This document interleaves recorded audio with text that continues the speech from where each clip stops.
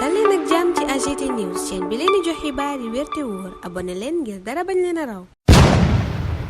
AGT News. Bismillah daleen ak jàmm ci chaîne bi ngeen taamul seen bopp AGT News. Ousmane Sonko homme de l'année 2024 réew mi quotidien nii la xëyee sargal njiital Pastef. journal bi ne bokk na ci li sénégalais yi gën a jàpp ci at mii di jeex jaloorey Ousmane Sonko mi jiite tey gouvernement bi. njiitu réew mi Bassirou Diomaye Faye moom l'observateur gis ko muy xool fu sori yéene cabinet Diomaye vise loin ci wàllu koom. journal baa nga ñuy xamal plan bu bees bi président Bassirou Diomaye Faye tëgg ngir gën a jaay Sénégal bitim réew maanaam fexe ba xar kanamu Sénégal gën a taaru fexe it ba ñu gën a ñeme Sénégal gën a it am yaakaar ci dugal fi seen alal ñoom investisseurs yi. Le Soleil sax yéegee ñu kàddu yi njiitu réew Bassirou Diomaye Faye yëkkati ca sommet UA ba amoon ca Nouakchott doon wax ci wàllu njàng ak njàngale mu ne danoo war a tabax koom goo xam ne ngir sunuy talent la. président Bassirou Diomaye Faye yéen a cabinet fësal na fa modèle sénégalais bi nga xam ne qualité moo ko lal waaye itam inclusion maanaam ñépp gis ci seen bopp. waxtaan bi mu sekk moom président Bassirou Diomaye Faye ak naataangoom bu Algérie Abdelmadjid Tebboune boobale bi yéen a kaay ngi ciy dellusiwaat waaye waxtu woowa tribune ngi laaj ndax Diomaye ak Sonko mooma danoo jaawale seeni priorité yéenekaay bi gis ne Sénégal day ralentir dawut doxut joxe ci firnde njëg yu bari yi yokku te ministère de l'économie daanaka munu ci dara. journal bi ne sénégalais it boobaak léegi ña ngay xaar lañu leen diggoon ci élection yi te gisaguñu dara. teggi Barthélémy Dias ca mairie Ndakaaru moom mënuñu koo tekki dara lu wér ñoom waa nguur gi. Abdourahmane Maïga moo ni waxee ca tribune juriste bi ne article 277 bu code électoral bi ñuy tudd saa su nekk ñoom ñi bëgg a daaneel Barthélémy Dias mënuñu caa jafandu mu ne nag mbirum inéligibilité Barthélémy Dias maanaam ñàkk mën a faloom bi ñuy wax ci alinéa 1 bu article